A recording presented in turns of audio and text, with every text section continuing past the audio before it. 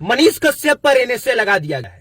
वैसे ये बात पूरे बिहार को पता था कि मनीष कश्यप को कम से कम जब तक से चुनाव खत्म नहीं हो जाता है तब तक से इसको जेल के अंदर ही रखा जाएगा। इस बात की शंका थी सबके दिमाग में। लेकिन मनीष कश्यप ने ऐसा तो कोई अपराध किया ही नहीं था जिसके लिए इस व्यक्ति को साल भर या 2 साल के लिए जेल के अंदर रख दिया जाए। बेल तो मिलना ही था, आज नहीं कल हाई कोर्ट से मिलता, हाई कोर्ट से नहीं सुप्रीम कोर्ट से मिलता। फिर सरकार को सूझा कि इस व्यक्ति को जेल में कैसे रखा जाए। तब तक से एक धारा याद आई, एनएसए। मतलब एनएसए एक ऐसा चीज है जिसपे पुलिस को सिर्फ शंका हो जाए ना, मतलब सरकार को एक विशेष पावर दिया गया है हमारे संविधान में कि अगर आपको शंका हो जाती है किसी व्यक्ति पर तो बिना जांच पड़ताल किए, बिना कुछ सोचे समझे, सिर्फ संदेह के आधार पे उस व्यक्ति को गिरफ्तार किया जा सकता है। कम से कम 4 महीने के लिए उसको जेल में रखा जा सकता है और 4 महीने के बाद भी वो अवधि बढ़ाई जा सकती है, यहां तक से कि साल भर तक के लिए आराम से जेल में रखा जा सकता है। बस वही समझ लीजिए, मनीष कश्यप पर वही एनएसए लगा। और आसान भाषा में समझिए तो देशद्रोह का मुकदमा उस व्यक्ति के ऊपर हुआ है। एक बात बताइए आप लोग, मनीष कश्यप को तकरीबन 3-4 साल से ये पूरा बिहार देख रहा है।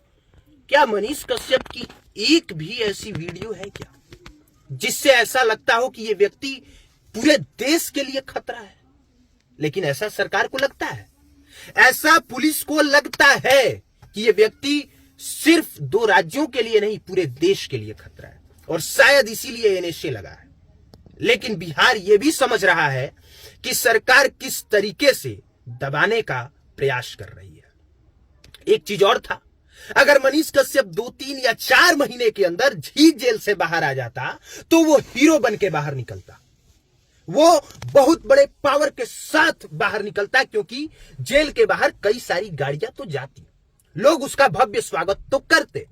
तो ये कोशिश थी कि ज्यादा से ज्यादा समय तक जेल के अंदर रखा जाए ताकि जब वो बाहर निकले तो उसके समर्थक तब तक टूट गए रहे। एक बात और समझ लीजिए, मनीष कश्यप कोई नेता है क्या? नहीं ना।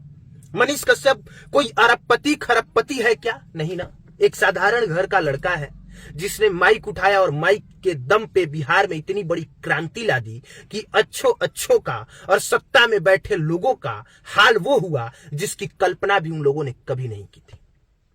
जितनी चर्चा हमारे यहां मुख्यमंत्री, उप मुख्यमंत्री और विपक्षी पार्टियों की नहीं होती है, उससे ज्यादा चर्चा पूरे बिहार में अगर किसी व्यक्ति की हो रही थी तो वो है मनीष कश्यप। और पता है, सच बोलने का हमेशा एक कीमत, सच बोलने की कीमत हमेशा चुकानी पड़ती है, कभी कुछ। और चाहे कोई भी हो, उसको लांछनों के दौर को पार करके ही ऊपर आना होता है। शायद मनीष कश्यप के साथ वही हो रहा है। मुझे नहीं पता मनीष कश्यप इस मामले में कितने गलत है, पर एक चीज मैं जानता हूं, एक पत्रकार होने के नाते, या पत्रकार ना, यूट्यूबर ही सही, यूट्यूबर होने के नाते, खबर बताने के नाते, कि अगर बाय मिस्टेक मनीष कश्यप से गलती भी हुई है तो व्यक्ति इतना गलत नहीं है कि उस पर एनएसए का धारा लगे, उस पर एनएसए लगा दिया जाए, उसको देशद्रोही साबित कर दिया जाए, बिना किसी मतलब के साल भर तक जेल के अंदर सलाखों के पीछे डाल के सड़ा देने की कोशिश की जाए, उसका मनोबल तोड़ देने की कोशिश की जाए और पूरे बिहार को यह संदेश देने की कोशिश की जाए कि जो व्यक्ति माइक लेके पूरे बिहार के सिस्टम को सुधारने के लिए लड़ रहा था, असल में तो वो देशद्रोही था। बाकी इस मुद्दे पे आप लोग क्या सोचते हैं जरूर बताएं। मुझे पता है कि यहां तो कोई कुछ सोचना ही नहीं चाहता, क्योंकि मैंने देखा बहुत सारे लोग लिख रहे थे कि अरे सही तो हुआ है इसके साथ, इस शाहरुख खान के बंगले के आगे शाहरुख खान का बंगला बेचवाने चला था, ये आर्यन खान को ड्रग्स चरसी बोल रहा था, ये पठान फिल्म फ्लॉप कराने चला था, ये फलाना ढिमकाना करता है, ये उटपटांग बोलता है, गाली देता है, मां बहन करता है। कौन पत्रकार ऐसा करता है मेरे भाई? उन सारी गलतियों के लिए थोड़े ना उस पे एनएसए लगा है।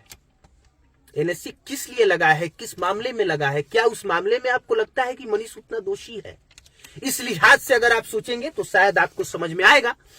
बाकी एक चीज मैं डंके की चोट पे आज कह के ये वीडियो खत्म कर रहा हूं कि मुझे अगर पत्रकारिता करनी होगी तो मैं अपने उसूलों के साथ करूंगा, ईमानदारी के साथ करूंगा, सत्ता से सवाल पूछते हुए करूंगा, वरना मैं पत्रकारिता छोड़ दूंगा। वो चरण धो के पीने वाला काम हमसे नहीं होगा। करूंगा तो अपने उसूलों के साथ, वरना छोड़ दूंगा। बाकी डर के छोड़ने वालों में से शायद हम हैं नहीं। बाकी आप समझ गए होंगे हम कहने का मेरा मतलब क्या है। देखने के लिए धन्यवाद।